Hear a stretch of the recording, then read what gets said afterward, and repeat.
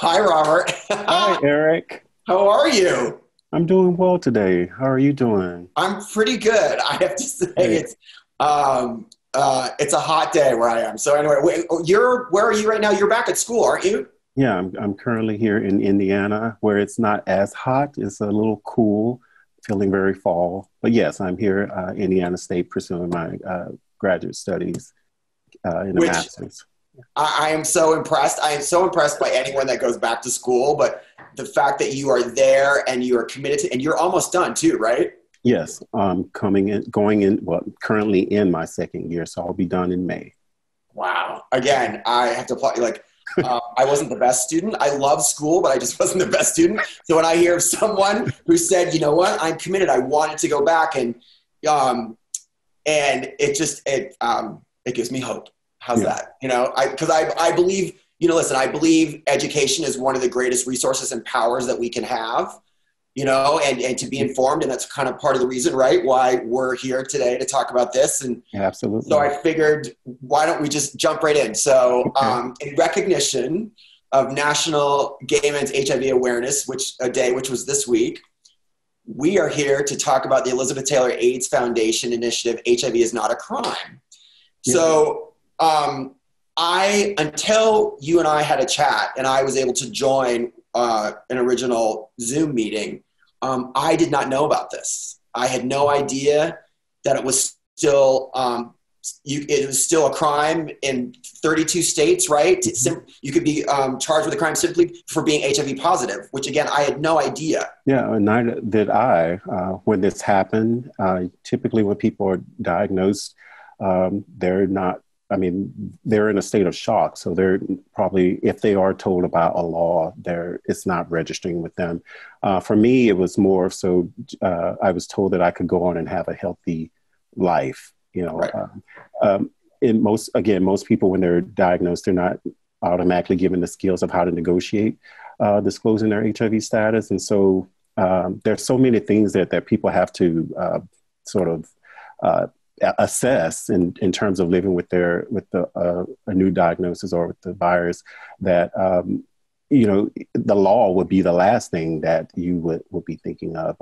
Also, so much has changed, Robert, right? Because again, Mhm. I came out and came of age almost right at the beginning of the AIDS crisis, in the late 80s and 90s. And I remember the panic, the widespread panic that was Mhm. going on, certainly in the United States and around the world, and people being afraid to hug anyone, let alone to kiss or to even share a Diet Coke. Yeah. And listen, when in hearing about these laws and legislation that was passed, I, I can understand why some of the laws were put into place. Right, it was out of fear. Mhm. It was also, from after talking with you, it sounds or appears to be, I will say, it was also out of homophobia, racism, Yes. prejudice, Mhm. religious prejudice, all of that things. But, before we jump into the laws, actually, for many people, again, I've been the privilege of having the chance to talk with you and hearing about your story. I would love for you to share about your story, like how this all happened for you and how you got to this point today. Yeah, and thank you for that question. Back in 2003, I was diagnosed with HIV. Like most Black gay men, particularly in the South and maybe in other parts of the country, we're not really knowledgeable about HIV. And so, or even understanding that just how much we are at risk. I know I didn't know. I didn't know anybody living with HIV, Hmm. let alone much about HIV. And so 2003, actually October of 2003, 17 years ago, I was diagnosed. And as I said earlier, just you try to live your life and navigate just how to disclose your status. And that's not an easy thing because you also have to have life but you try to go on and have a normal life, whatever that is, living with HIV, which of course in these days is, so much stigma out there. It just makes it Hmm. a lot harder to do. And so, but luckily enough, I was able to, meet a guy, like maybe 5 years after my diagnosis and hanging out with some friends, and we had connected.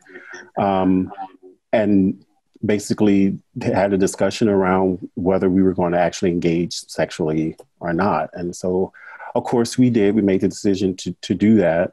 And we continued on having a casual relationship thereafter for about 3 months. And so, unfortunately, the relationship was rather contentious. We didn't always see eye to eye on things, which is part of how you getting to know somebody. You may have differences around certain things. However, the relationship did end. As far as I can remember, the person was very upset with me as a result of that relationship ending. Which happens. Which happens. Yeah, it happens. And so, however, my HIV status came into question through another mutual friend of ours. I can't really say why it did, but it did. And I think that thinking back, that it's because he was so angry, and the fact that my status was brought up, that just sort of fueled that. It just fueled or ignited, the anger that he had. And he threatened to press charges against me. And I guess in some way it could be a form of retaliation or a way of getting back or what have you. And so as a result, nothing. I want to be clear too. It's nothing happened per se. Do you know, in the sense of there wasn't some big fight. There wasn't anything to warrant. Right. For him to walk and file charges against you. Right. Our differences was not tied to my HIV status or was never tied to that. So there was, just anger. Usually when people are upset, and in these situations, especially if HIV is brought up, then the next thing a person will do is press charges against someone. And so there were many threats of me having to, turning myself in and that sort of deal. And there was no reasoning with him at all. Because Robert, sorry to interrupt, because from what I remember you telling me, there was no transmission, right? There was nothing, there was no reason. Right. No, in fact, that was brought up when I was in court, because in order for a court to accept a guilty plea, you have to answer a series of questions, like 4 or 5 questions.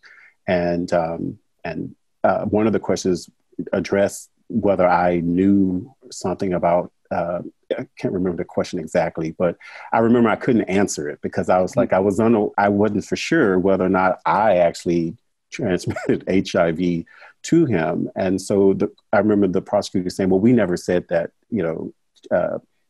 that there was, the HIV was transmitted.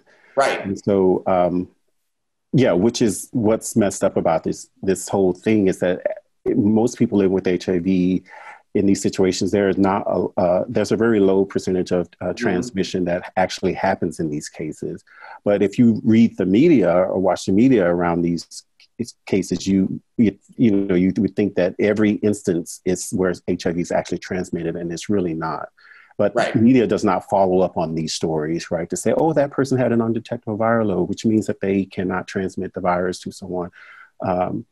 So again, the public has no way of knowing that. And so... well, also, I'm going to interject for you in a second, and we're going to talk about this later.